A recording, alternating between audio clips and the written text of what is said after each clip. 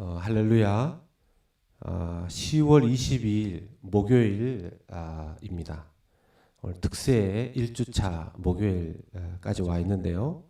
오늘 마가복음 2장 1절에서 12절까지 말씀 가지고서 하나님께는 할 수 있는 만큼 단순해져야 합니다. 이런 제목으로 여러분과 말씀 나누고 기도하는 시간 가지고자 합니다. 저도 한국 사람이지만 한국 사람 참 독특한 민족이고 사람들입니다. 저는 현재를 살고 있는 사람으로서 대한민국의 또 이전의 조상들이 앞선 조상 선배님들이 좀 더 모험심을 가지고 또 적극적으로 공격적으로 나라를 확장시키셨으면 오늘의 대한민국이 좀 어떻게 되어 있을까, 제 고국이 어떻게 되어 있을까 그런 생각들이 듭니다. 삼면이 바다로 둘러싸여 있었는데 좀 바다로 좀 진출을 해서 이 아메리카 대륙을 좀 먼저 발견했으면 좀 어땠을까 그런 생각도 그냥 한번 해봅니다. 한국이 너무 작기 때문이죠. 지도에서 찾기도 어려울 정도로 말입니다. 그런데 그런가 하면 또 이상한 협동심을 발휘하는 한국의 모습을 봅니다. 예를 들어서 한국에 IMF라는 국제적인 금융 비상사태가 발생했을 때 나라가 엄청난 빚을 지고 경제적으로 어려웠었습니다. 국민들이 비탄에 빠지고 많은 기업들이 어려움을 겪었습니다. 자신을 어렵게 만들었던 정부를 욕하고 비난하고 그렇게만 가만히 있지 않더라고요. 그때 국민들은 스스로 금 모으기 운동을 했었습니다. 그래서 전 세계에서 유례가 없는 가장 빠른 시간 안에 IMF 금융위기를 벗어난 국가가 되었습니다. 한국 사람에게는 가끔씩 뭐가 이렇게 발동하면 단순 무식하게 막 달려가는 그런 게 있는 것 같아요. 근데 오늘 말씀을 보니까 유대인들 안에서도 이스라엘 사람들 안에서도 이 비슷한 사람의 모습을 봅니다. 예수님께서 사역을 시작하시고 예수님의 말씀과 능력에 대한 소문이 온 사방에 퍼집니다. 그래서 말씀을 듣고자 또 병을 고치고자 사람들이 예수님 있는 곳이면 다 나오죠. 예수님께서 가버나움에서 사역하실 때 많은 사람들이 가버나움에 예수님 거처에 찾아왔습니다. 사람들에게 집 안으로 집 밖으로 다 둘러싸여 있었는데 갑자기 바깥에서 웅성거리는 소리가 납니다. 집 안으로 들어오려고 하는 어떤 무리가 있는 거죠. 그런데 그것이 사람들이 너무 많으니까 불가능해서 그 집에 예수님 계신 집에 집 지붕 위로 그들이 올라갑니다.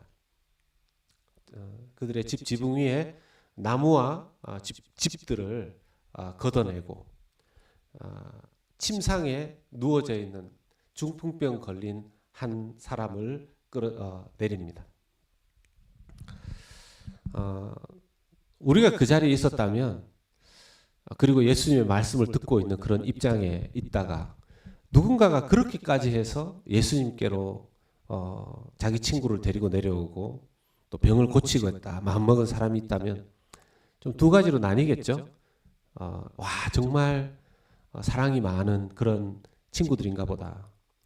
또 한편으로는 아니 저렇게까지 별나게 남의 집에 지붕까지 뜯어가면서 그렇게 해야 되는가. 너무 저 사람들 무식하다. 이런 생각들로 좀 나뉘지 않았을까 생각해 봅니다. 그런데 아무도 그들을 못 말리는 거죠. 너무 간절하고 너무 심플한 마음으로 이렇게 자기 친구를 이 병상에 누워있는 채로 들고 와서 지붕에서 끌어내리기 때문입니다. 그런데 예수님은요, 그 모습을 단순 무식하구나 이렇게 보지 않으시고 이렇게 말씀하십니다. 예수께서 그들의 믿음을 보시고 예수님께서 그들의 그 행위를 믿음으로 보셨다는 겁니다. 그 단순 무식한 모습을 말입니다. 그러시면서 중풍병자에게 이렇게 말씀하십니다. 작은 자야 내 죄 사함을 받았느니라. 아마도 이 중풍병자의 중풍병은 자기의 죄 때문에 생겼던 것 같아요.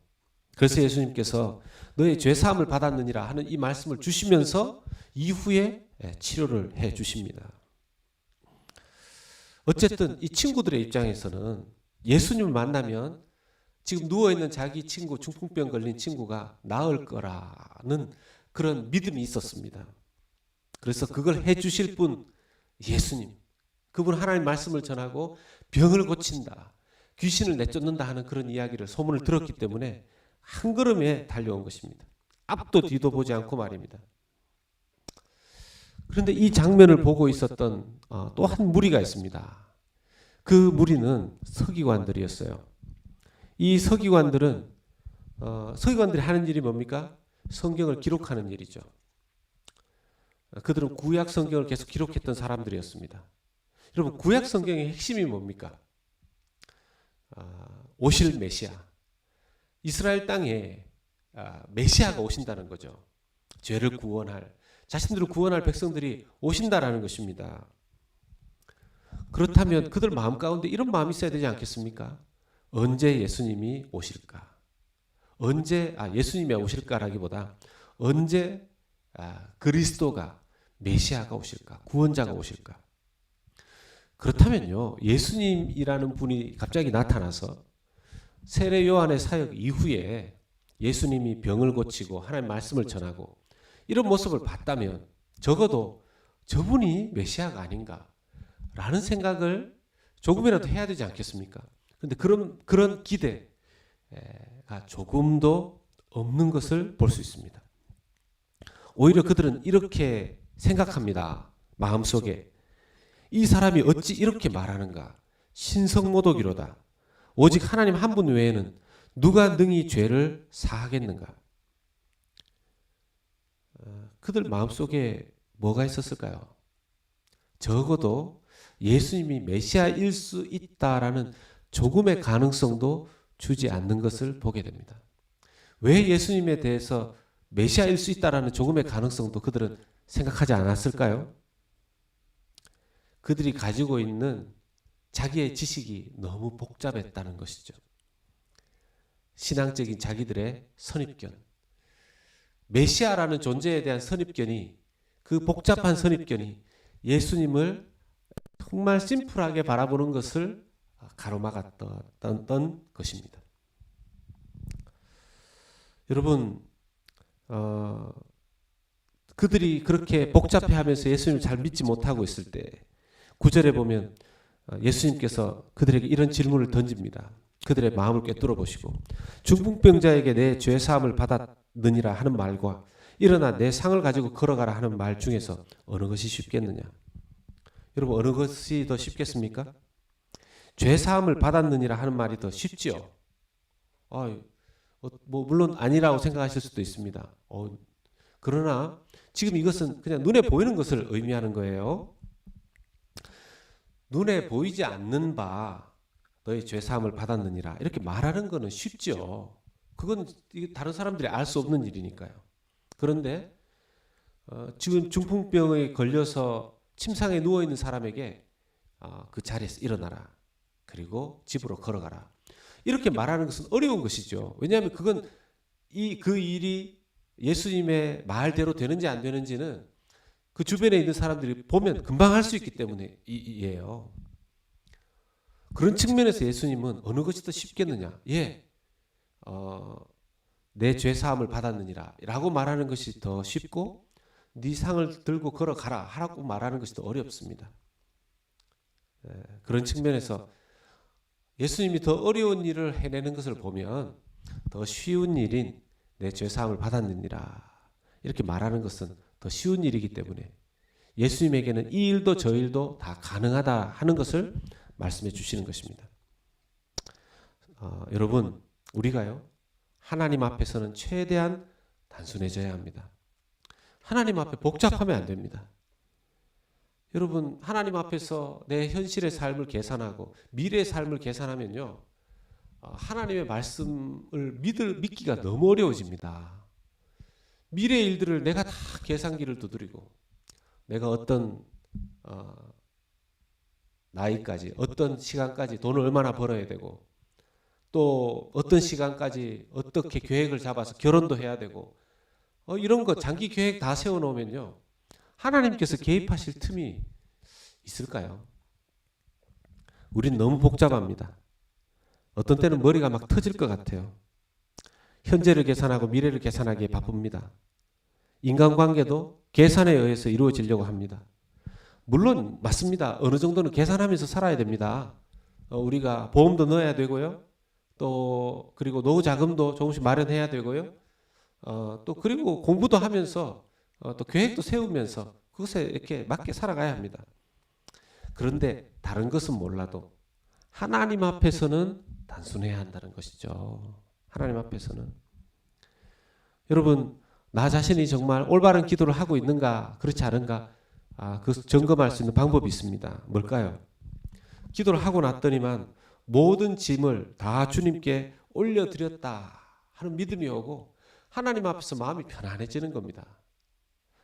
하나님이 너와 함께 있다 이 말이 그대로 믿어지고 너를 내가 축복한다 이 말이 그대로 믿어지고 내가 너의 기도를 들었다 이런 말씀이 그대로 믿어지는 것.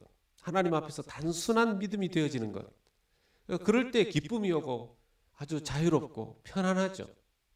여러분 특세하시면서 이전에 좀 가지고 있었던 고민들을 가지고 한참을 기도하고 나면 마음이 홀가분해집니다. 예, 그게 무슨 뜻입니까? 바르게 기도했다는 뜻입니다. 그런데 오히려 막 기도를 아무리 해도 끝내고 나서 답답한 마음이 그대로 있다면 이건 뭐가 문제였을까요? 하나님이 문제였을까요? 예, 내 마음속에 계산기가 계속 작동했다는 것이죠.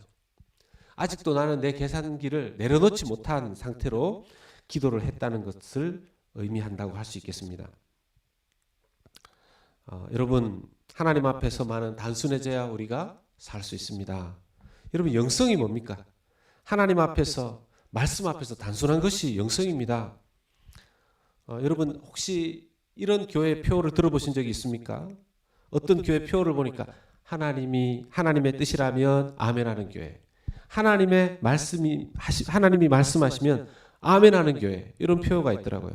멋있는 표 아닙니까?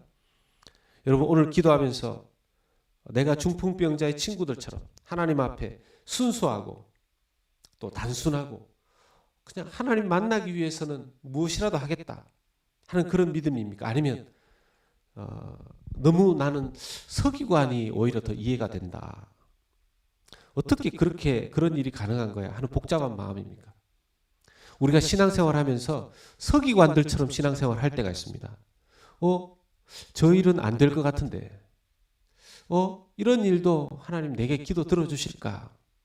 그게 서기관 같은 믿음 아닙니까? 제가 그런 믿음 가질 때가 있어요. 오히려 이럴 때는 오히려가 아니라 하나님 원하시는 믿음은 뭡니까? 중풍병자의 친구들처럼 중풍병자를 데리고 온 사람들처럼 하나님 앞에 정말 단순무식하게 나아가는 것, 단순한 믿음의 자세를 가지는 것, 그것이 하나님께서 원하시는 모습이리라 믿습니다. 오늘도 그리고 남은 특세 기간을 통해서 하나님 앞에서 더욱더 단순해지고 하나님이 말씀하시면 하나님의 뜻이라면 아멘하는 성도, 하나님의 뜻이라면 하나님 말씀하시면 아멘하는 교회 되어서 하나님 앞에 영광 올려드리는 삶을 살아가는 믿음이 있는 성도들, 우리 사랑하는 동역자들 되시기를 예수 그리스도의 이름으로 축원합니다. 아멘.